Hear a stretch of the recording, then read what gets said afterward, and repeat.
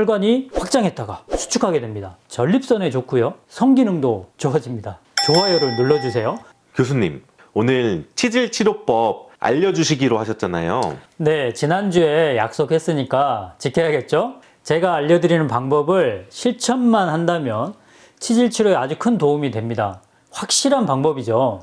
무슨 근거로 확실한 방법이라고 하시는 거예요? 오늘 자신감이 너무 넘치시는데요? 근거는 바로 접니다. 제가 치질 환자였거든요. 고등학교 시절부터 치질 때문에 고생을 아주 많이 했어요. 당시에 공부를 열심히 해서 그랬는지 갑자기 치질이 생겼고 대변에 혈액이 묻어 나오더라고요. 그래서 약국에서 좌약을 사서 항문에 넣기도 했는데 완벽한 해결책은 아니었어요. 그런데 제가 대학에서 재활치료를 전공하게 되었는데요. 과목 중에 수치료라는 것이 있었어요. 그러니까 수치료를 배우면서 제 눈에 쏙 들어오는 것이 있었는데요. 그것이 바로 치질 치료에 큰 도움이 되었습니다. 오늘 그 방법을 자세하게 알려주시나요? 맞습니다. 그런데 여러분께 먼저 부탁드리겠습니다. 치질 때문에 고생하는 분들에게 이 영상이 노출되기 위해서는 여러분께서 좋아요를 눌러주세요. 그럼 바로 치질치료법 소개하겠습니다. 교수님, 이 치질치료법이 집에서 할 수 있는 방법인가요? 그렇습니다. 누구나 집에서 할 수 있고요. 매우 간단합니다. 먼저 우리 조상들이 치질을 치료했던 방법을 몇 가지 소개할게요. 이것도 도움이 될 수 있을 것 같아서 여러분도 참고하면 좋겠습니다. 동의보감에 따르면 치질을 치료할 때 다음과 같은 방법을 쓰라고 했는데요. 박 PD님이 한번 읽어주시겠어요? 네, 묵힌 쑥이나 고슴도치 가죽을 거칠게 가루내고 질그릇에 담아서 불로 태우면서 그 위에 앉아서 훈증한다. 3일 동안 휴식하고 다시 같은 방법으로 훈증한다. 이것을 3번 실시하면 완전히 낫는다. 이 치료법을 좌훈이라고 합니다. 각종 약재를 태우거나 물로 끓여서 항문에 그 열기를 쏘이는 치료법이죠. 자, 이렇게 하면 항문 주변에 혈관이 확장이 되고 또 순환이 촉진되기 때문에 치질이 치료될 수가 있습니다. 제가 저술한 좌훈요법이라는 책이 있는데요. 이 책을 저술하면서 좌훈이라는 치료법이 정말 대단한 효과가 있구나, 이런 것을 알게 되었습니다. 자, 예를 들어서 좌훈을 하면 일단 몸이 따뜻해지고요. 혈액순환이 잘 되기 때문에 손발 차가운 것도 없어지고, 또 여성분들 같은 경우 생리통, 생리불순, 자궁 근종이 좋아집니다. 이 남자들도 좋은데요. 특히 전립선에 좋고요. 성기능도 좋아집니다. 그리고 자운을 하고 나서 치질이 치료된 경우도 많아요. 이 동의보감에 나온 대로 우리가 고슴도치 가죽을 태워서 할 수는 없잖아요. 그런데 쑥을 태우거나 또는 물에 끓여서 자운을 하면 치질 치료에 분명 효과가 있습니다. 교수님, 그럼 오늘 소개한다는 방법이 좌운인가요? 아닙니다. 오늘 자운은 아니고요. 오늘 소개하는 방법은 자운보다 훨씬 쉽고요. 간단하고 확실한 방법입니다. 이 방법으로 제 치질을 치료했고 지인들 치질도 치료했으니까 여러분 꼭 실천하시기 바랍니다. 너무 뜸들이시는 거 아닌가요? 빨리 알려주세요. 알겠습니다. 대학에서 수치료를 배울 때 이 방법이 눈에 쏙 들어왔다고 했죠. 그 방법은 바로 온냉교차욕입니다. 온냉교차욕이요? 혹시 목욕탕에서 뜨거운 물이랑 찬물을 왔다 갔다 하는 그 방법인가요?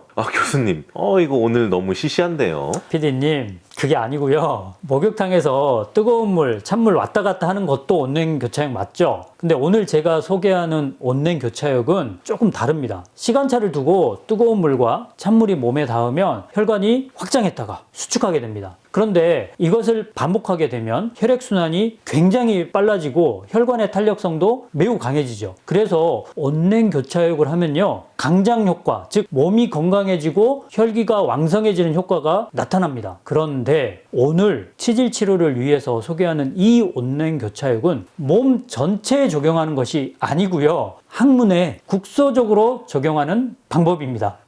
교수님, 온냉교차욕을 항문에만 할 수 있나요? 저는 이해가 안 되는데요. 샤워기를 이용하면 됩니다. 일단 샤워기에 물을 틀고요. 되지 않을 정도의 따끈한 물로 수온을 조절합니다. 여기서 중요한 것은 되지 않으면서 가장 높은 온도여야 한다는 겁니다. 대략 한 42도? 이 정도 맞추시면 되는데요. 약간 뜨겁다고 할 정도의 온도죠. 이렇게 온도를 맞춘 샤워기를 항문에 대고 1분 정도 유지하세요. 자, 그리고 1분이 지난 다음이 아주 중요한데요. 1분이 지나면 바로 최대한 찬물로 바꿔서 15초 동안 유지합니다. 자, 이렇게 하면 처음에는 놀랍니다. 심장이 덜컥 하거든요. 그런데 두 번째부터는 전혀 그렇지 않습니다. 적응을 하기 때문이죠. 자, 이렇게 해서 8번 정도 반복을 하면 대략 한 10분 정도 걸리는데요. 이것을 매일 하면 치질 수술하지 않고도 치료할 수 있습니다. 정말인가요? 이 방법이 어떤 기전, 원리로 치질을 치료하는 건가요? 치질은 항문에 있는 정맥혈관이 팽창되는 것입니다. 정맥이 팽창되는 이유는 변비 때문일 수도 있고요. 오래 서 있거나 반대로 오래 앉아 있는 습관일 수도 있어요. 그리고 간에 문제가 생겨도 항문 정맥이 팽창할 수 있거든요. 자, 이렇게 원인은 다양하지만 결과적으로 정맥혈관이 팽창된 것이기 때문에 팽창된 혈관을 수축시켜주고 또 혈액순환을 촉진시켜줘야 이 치질이 치료되거든요. 그런데 샤워기를 이용해서요, 항문에 온냉 교차욕을 하면 팽창된 혈관이 늘어났다가 수축했다가 이거를 반복해서 혈액순환이 아주 잘 됩니다. 또 혈관의 탄력성도 강해지고요. 그래서 결과적으로 부풀었던 혈관이 정상으로 돌아가고 치질이 치료되는 것이죠. 와, 정말 간단한 방법인데요. 그러면 이 방법을 얼마나 해야 효과를 볼 수 있을까요? 치질에 걸린 지인 중에 운전기사가 있었거든요. 이분의 증상이 얼마나 심했는지 수술을 예약했더라고요. 그래서 제가 이 방법 해보고 안 되면 수술하라고 했거든요. 그런데 이분이 이 방법을 며칠 하고요, 수술을 취소했어요. 자, 이처럼 빨리 좋아지는 사람도 있는데요. 결국 이 치질이라는 게 생활 습관 때문에 생기는 것이라서 지속적으로 하는 것이 좋습니다. 자, 예를 들어서 한 달에서 한 6개월 정도 지속하면 제 경험으로 봤을 때는 거의 좋아집니다. 교수님, 오늘 정말 유익한 정보였어요. 감사합니다. 제가 마지막으로 한 가지만 더 질문할게요. 치질 있는 분들이 먹지 말아야 할 음식이 있을까요?